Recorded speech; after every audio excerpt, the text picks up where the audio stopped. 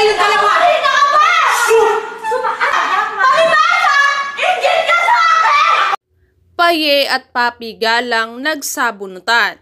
Trending ngayon sa social media ang magkapatid na sina Papi at Paye Galang matapos silang magsabunutan sa latest episode ng reality show ng Toro Family. Sa episode na pinamagatang Siblings Mapapanood nga ang pagtatalo ni na Papi at Paye. Inutusan kasi ni Tony Fowler magkapatid na maglinis dahil lagi na lamang umano siya ang naglilinis sa kanilang bahay. Ngunit na-stress nga si Tony at ate niyang si Mama Marie matapos mauwi sa pagtatalo at pisikalan ang simpleng paglilinis ng magkapatid. Sa panayam kay Papi, sinabi niyang labis siyang naiirita kay Paye dahil paulit-ulit umanong nahuhulog sa sahig ang cellphone nito.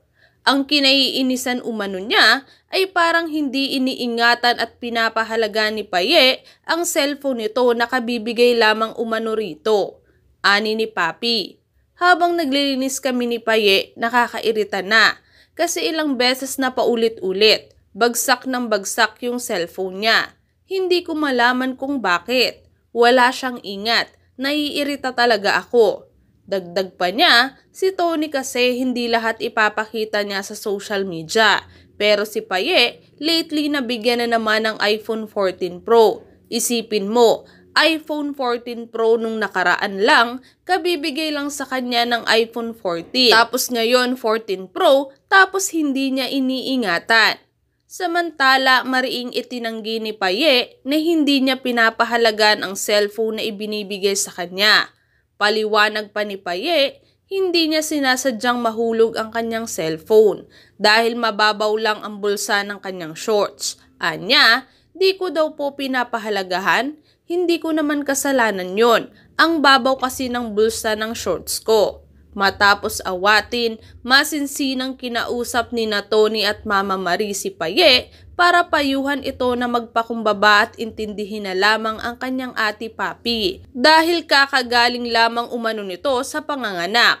Ngunit iginiit ni Paye na kinakausap naman niya ng maayos si Papi, ngunit lagi raw itong galit at nagtataas ng boses. Ibinunyag din ni Paye na dati pa lang ay parati ng galit si Papi at hindi makausap ng maayos. Ani ni Paye, nakikipag-usap naman ako ng maayos sa kanya. Siya po, nagtataas na po siya ng boses. Ilang beses na po siyang ganyan Kakausapin niya po ako ng laging galit. Sobra na siya. Hindi niya ako kailangan saktan. Pwede niya akong kausapin ng maayos. Gayunpaman, pinayuhan pa rin ni Tony si Paye na intindihin at respetohin ang kanyang ate Papi dahil mas nakakatanda nga ito sa kanya. Kaya naman, kinausap ni Paye si Papi. Ngunit nang puntahan niya ito sa sala para kausapin, bigla na lamang siyang sinipa ni Papi. At doon na nga nangyari ang sabunutan at sakitan ng magkapatid. Sa gitna ng kanilang pag-aaway, iginiit nga ni Paye na naiinggit sa kanya ang kanyang ate Papi dahil nakukuha umano niya ang mga bagay na hindi nito nakuha noong dalaga pa ito dahil maaga itong nabuntis.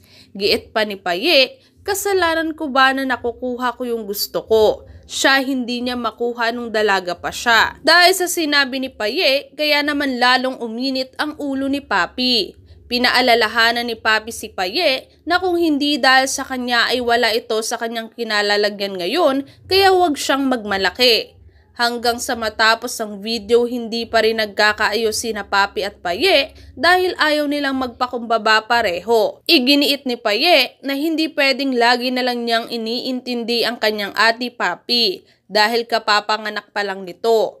Habang si Papi hindi rin matanggap na pumapalag at lumalaban na sa kanya si Paye. Sa huli, pinili naman ni Tony na pabayaan na lamang ang magkapatid dahil nakakapagod na raw ang mga ito.